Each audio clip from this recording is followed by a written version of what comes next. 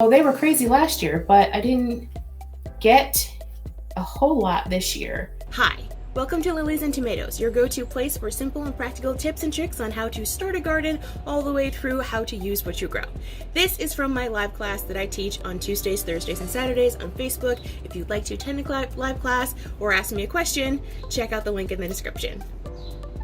Today we're going to be starting our fall garden planting. If we have not met yet, my name is Quincey Adams and I want to help you grow some of your own food in a small space on a budget.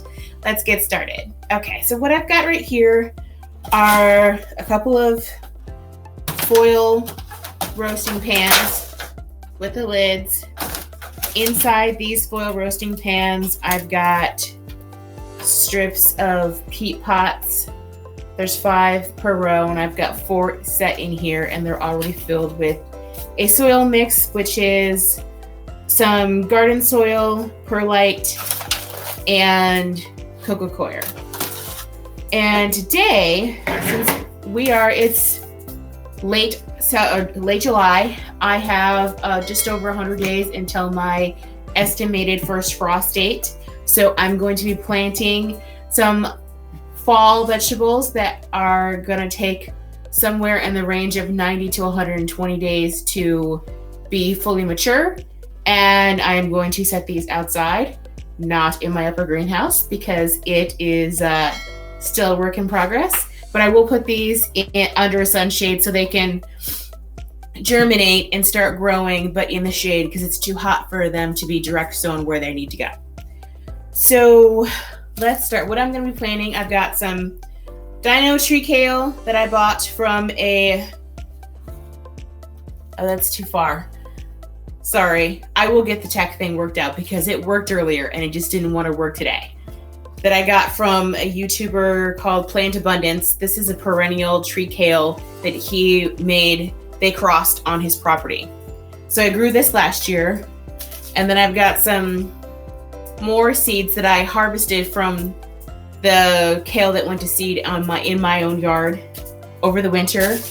Got some onions that have a days to maturity of 90 to 120 days.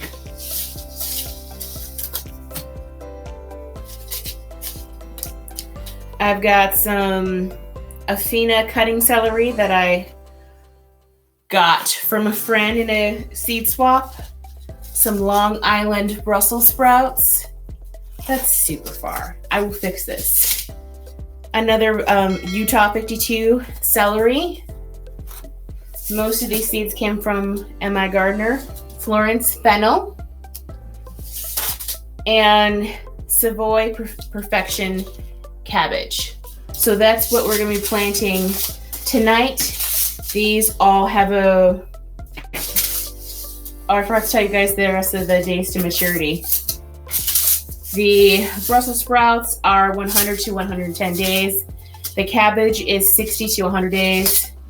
The fennel is 90 days, and this celery is 110 days. So I assume the other celery is going to be about that as well.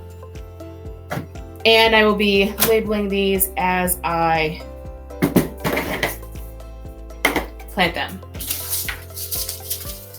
So for a fall garden, it's really pretty much the same as a spring garden, except for the fact that you're going from the longest day of the year towards the shortest day of the year. And so you want to add about 2 weeks to your estimated time of maturity for your vegetables. So I'm just taking 2 of these little seeds and putting them in each cell because these seeds are actually from last year, and I was going to plant a lot of onions and I didn't get around to it. So onions are kind of the exception to the rule about your seeds being good for a long time. These will probably germinate, but I'm not as confident that I can let the seeds sit for a couple years and they'll still be okay.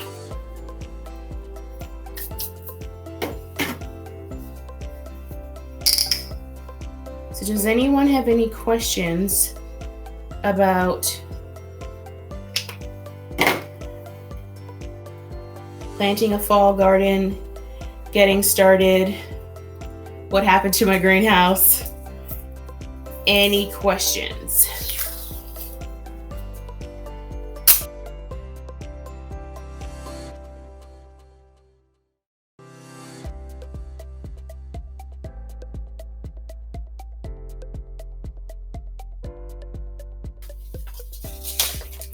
So if you guys are not sure of what your first frost date, make sure that you put frost below, and I will send you a link to the sheet I made for you guys to figure out your first and last frost date and the length of your growing season.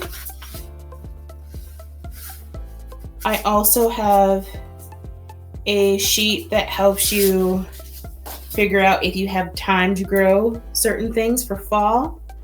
So you would use your last frost date, or your first frost date, I mean, and you would look at the average days to maturity on the sheet and figure out if you can grow those things. And it's got like common things that people grow. And then that way you can figure out if you've got time and when you should plant them. So what I did for my own planting guide is I counted how many days I had left to the end of the season. And then I went through all of my seeds and decided what I was going to grow.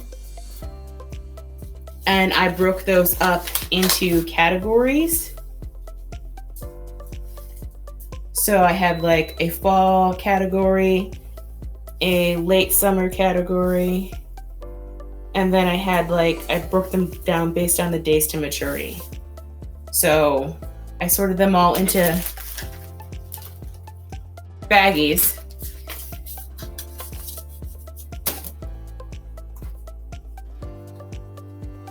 And I labeled them so I can start them. Some of them are starting, the long season ones are getting started right now. The next shorter ones, the 90-day or less than 90 days, if the seed pack says, this says 110, so this gets planted now. If the seed pack said something less than 90, say it said 80, then I added that to my 90-day category, and those will all get planted the first week in August.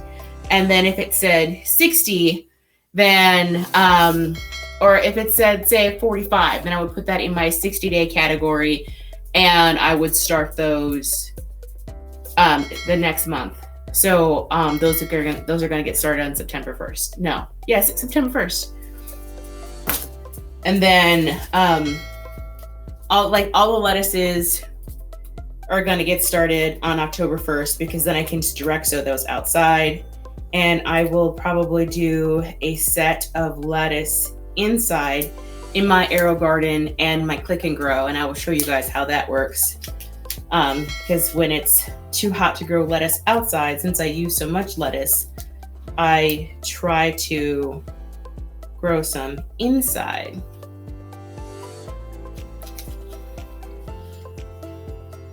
So that way I can have my own lettuce all year round. I just have to rethink where I put it.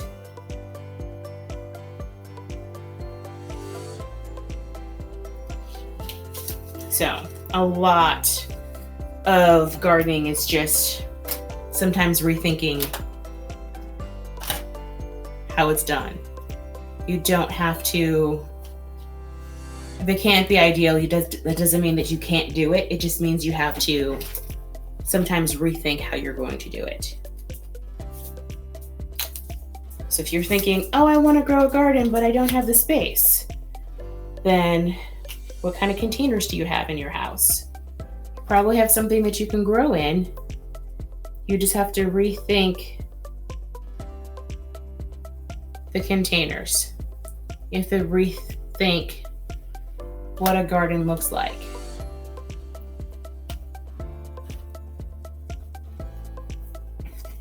And then once you do that, then your garden has no limits. Okay, that's all of those seeds.